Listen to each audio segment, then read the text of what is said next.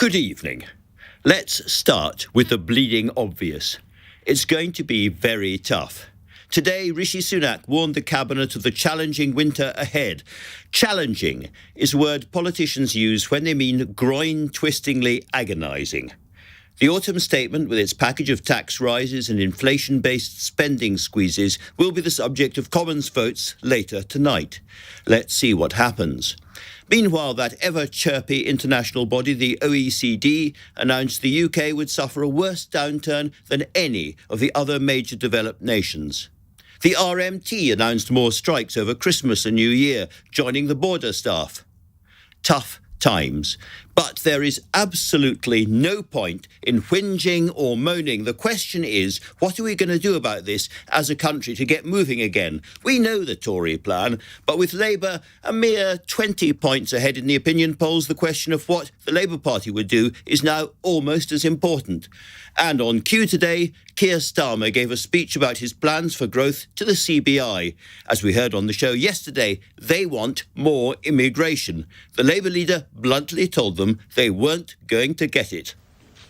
But let me tell you, the days when low pay and cheap labour are part of the British way on growth must end.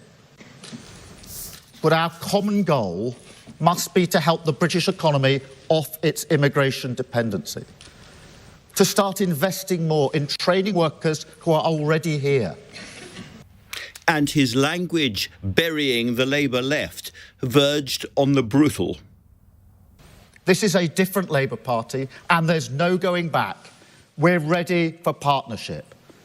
As if to make his point for him, the one-time Labour leader Jeremy Corbyn, in whose shadow cabinet Starmer once served, instantly attacked him over that immigration line, tweeting, "Without immigration, the trains wouldn't run, businesses wouldn't function, and the NHS wouldn't exist. We will not end cheap labour by dividing workers and belittling migrants' contribution." Now, actually, I don't think Starmer did belittle migrants, rather the reverse. But behind the scenes, some Labour MPs are asking what the difference really is between the Conservative plan to get us out of this mess and the Starmer one. I don't think he cares.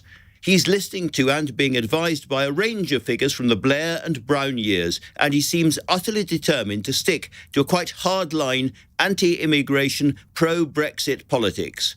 This, he said, would be a winter like no other, but business would get a new industrial council, a sovereign wealth fund, the scrapping of business rates, and a skills revolution. Now, if I'd had a hot dinner for every time a British politician promised a new skills revolution, well, I wouldn't be able to fit into the trousers I'm wearing this evening, or the shirt.